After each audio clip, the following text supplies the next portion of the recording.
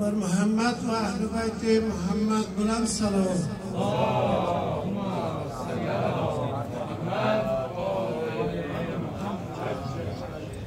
الحمد لله رب العالمين والعاقبة للمتقين والصلاة والسلام على سيدنا محمد صلى الله عليه وأهل بيته أجمعين.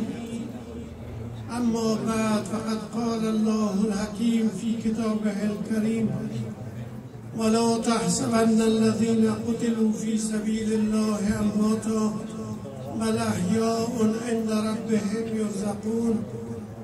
صدق الله العلی العظیم.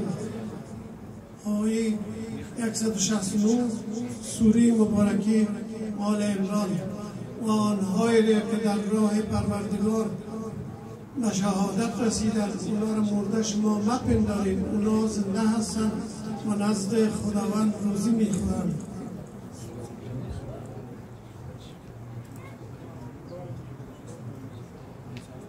چون خلافت رشته از قرآن گسیخت، چون خلافت رشته از قرآن گسیخت، حریت را زهر اندر کام ریخت. خواست آن سرجلوه‌ی خیر الامم، چون صحاب قبله وران در قدم. بر زمین کربلا بارید و رفت، لاله در ویرانه ها کارید و رفت. تا قیامت قطع استبداد کرد، موج خون او چمن ایجاد کرد. رمز قرآن، رمز قرآن از حسین آموختیم، ذاتش او شعله ها اندوختیم. خداوند رحمت کنه اقبال لاهوری. بسیار اشعار زیبای گفته. این گرچه ایشان خیلی مدت‌های دیری شعر سرودند، ولی همیشه شعر ایشان و سایر علما و دانشمندان و شاعران بسیار با ارزش است.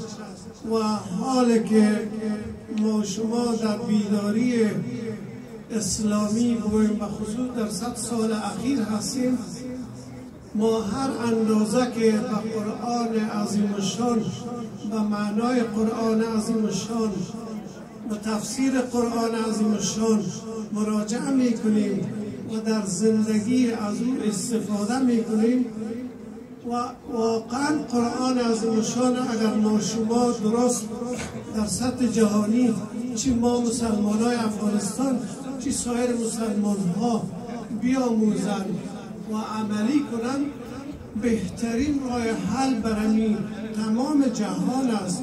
برای اینکه جهان هم در یک سردرگمی هست. اینا با بسیار راه های حل رسیدند، تمامش امتحان کردند، ولی هم کشورهایشان با وجود رفاه خیلی زیاد اینا آرامش ندارند، آسایش ندارند. اما اگر ما شما مراجعه عظیم به قرآن بکنیم و معنای قرآن بفهمیم و مهمترینش است که معنا را که فهمیدیم و بهترین شکلش پیاده کنیم، اکثر انسان‌های جهان به اسلام مراجعه میکنند. چنانچه در این کشورها که اگر ببینیم عالمترین و دانشمندترین علما اینا به حمد الهی مسلمان میشن. از او سبب من امروز تنها در یک دو آیه بسنده میکنم که اگر در هفته های آینده حیات باقی بود ادامهش انشاءالله میتونم. خداوند در یکی از سوره ها زیادترین قسم ها را یاد کرده. من تنها همطور فهرستوار میخوانم و بعد که رسیدم به اون مطلب اصلی امون را در ظرف چند دقیقه بیان میکنم. و الشمس و ضحاها و القمر اذا تلاها و النهار اذا جلاها و اللیل اذا یغشاها و السماء و ما بناها و الارض و ما طحاها. تمامی قسمها را خداوند ببینید که میخوره به یک مطلب و اون مطلب چیست؟ و نفس و ما سواها. و نفس انسان ما را که خداوند آفریده و به بهترین امکانات برای ما، برای بنده، برای شما، برای تک عزیزایی که دفعه من را میشنوند، برای تمام ما بهترین هدیه ها گذاشتن. یعنی ما امکان داریم که خیلی متعالی شویم، خیلی بالا بریم. و از اون سبب خداوند میگه که فالهمها فجورها و تقواها.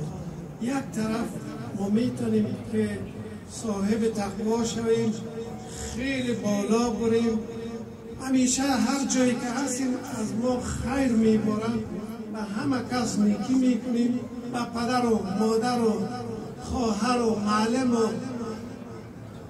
همسرای خود، به خصوص به بزرگوارایی که از ما قدر بزرگتر ماست، کاکای ما، مامای ما، خاله ما. خداوند رحمت کنه. یکی از بزرگایی که در این جمع ما بود آقای میر اسدالله مشرف بود، بسیار یک انسان شریف بود که خداوند رحمتشان کنه. برای ایشان یک صلوات بلند.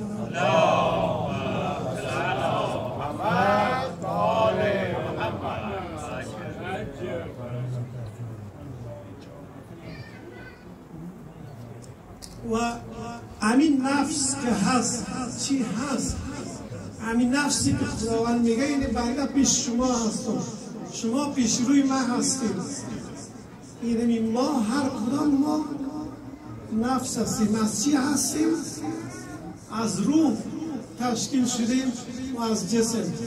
و هر موقعی که پروردگار اراده میکنه و ما به طرف خداوند میریم که ما میگیم قالوا انا لله و انا الیه راجعون، به سوی خداوند مراجعه میکنیم، به مو اندازه که ما به سوی خداوند مراجعه میکنیم، هر اندازه که از این فرصت ما خوب استفاده کرده باشیم، بسیار دیگه به بهشت بریم بر این جای ما میشه. ما قبل از این که همین مسئله را یک ذره بیان کنم، یک مقایسه میکنم زندگی خود ما و شما را. هر کدام ما و شما که مدت 9 ماه در بطن مادر بودیم، اگر ما انسان ها قدرت از این می داشتیم که با یکی دیگه خود مصاحبه می کردیم، می گفتیم شما در کدام جای هستیم؟ هر کدام ما می گفت در بهترین جای هستیم، نان ما می رسه، عرق ما می رسه، جای بسیار خوب هست. اما اگر کسی کلمه مصاحبه می کرد که یک زندگی دیگام هست که از این که بهتر هست، خوبتر هست، ما شما باور نمی کردیم. شاید اکثر دور از شما باشد انسان‌های جهان باور نکنند که بعد از این زندگی یک زندگی به مراتب زیباتر و خوبتر هست و عمرشان همین رقم که عمر 99 ماه در مقایسه 90 سال خیلی زیاد هست، یا 80 سال یا 90 یا 100 هرچی که باشه. اگر ما بخوایم که به اساس آیه شریفی قرآن زندگی کنیم که تقوای الهی را به عنوان از اینکه این زندگی بعدی را خود ما تصمیم میگیریم که ما میخواهیم به بهشت بریم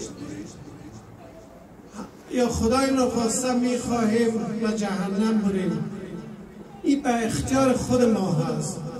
در وقتی که ما در شکم مادر بودیم اگر پدر و مادرهای سالم داشتید که الحمدلله همه شما که در اینجا هستید پدر مادرهای سالم داشتید، سیگرت نمیکشیدن، شراب نمیخوردن و امثال از این، خلاصه که شما الحمدلله معلول به بار نیامدید. صلوات.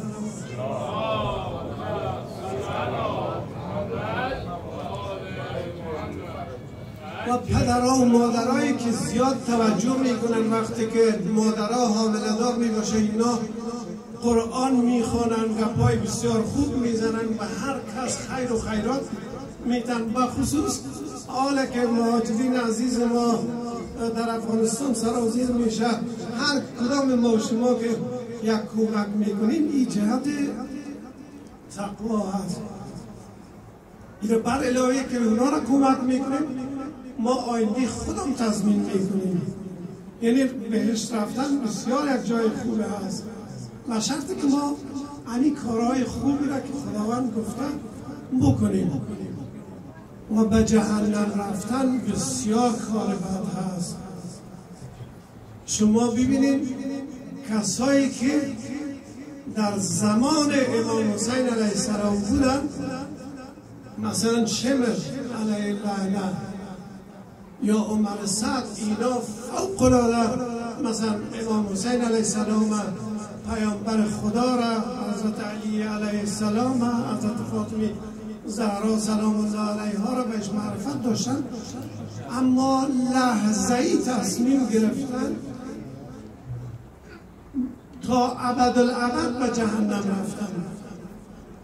و شما او زمینی که امام حسین علیه السلام و اولادها و ایدایشون کشید، آل شما میتونیم ببینیم در غزه تمام دنیا، حتی خود اروپایی ها به اصطلاح محکوم میکنن ایتالیا و دور دستیشن که دیگه ایلا بتین این مردم دیگه زیاد از بین نبرین، از گرسنگی قحطی اینا تمامشان این کارا رو میکنن و جهنم میرن.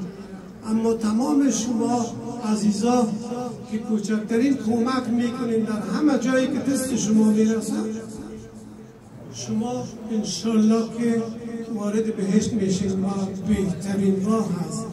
و آخر دعواهم ان الحمد لله رب العالمین بر محمد و اهل بیت محمد. بلند صلوات.